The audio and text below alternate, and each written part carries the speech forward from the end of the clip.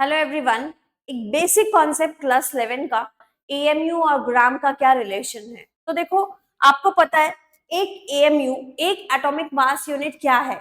It is almost equal to 1/12 किसका mass of carbon 12 जो atom है उसका 1/12 उसका मास। अब एटॉमिक मास ऑफ कार्बन 12 कितना है? कार्बन का एटॉमिक मास हम लोग जानते हैं 12 ग्राम पर मोल है ना।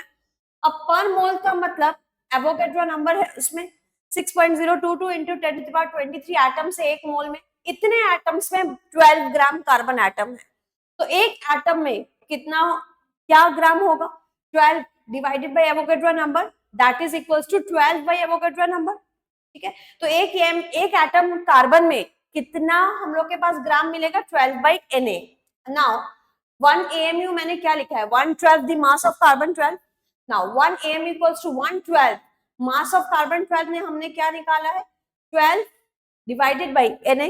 It is mass of one atom of carbon। तो ये मास 12 कट करके आंसर क्या आया? 1 AMU किसके बराबर होता है? 1/Na, that is Avogadro number. तो AMU और इसका रिलेशन डिराइव हुआ। अब AMU इसका वैल्यू होता है, अगर 1 बाय एवोगैड्रो नंबर करते हैं तो इसका वैल्यू है 1.66 इंटू 10⁻⁻24। नाउ तो ये रिलेशन 3 याद रख लेना।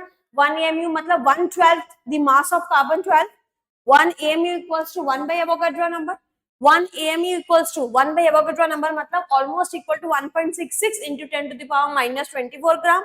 1 AMU is equals to, अगर किसी को निकालना है कोई दूसरा एटम का भी, अगर AMU 1 AMU equals to mass of atom of that in grams divided by Avogadro number मतलब 1 by Na, that is 1.66 into 10⁻⁻24 gram per AMU। Thank you.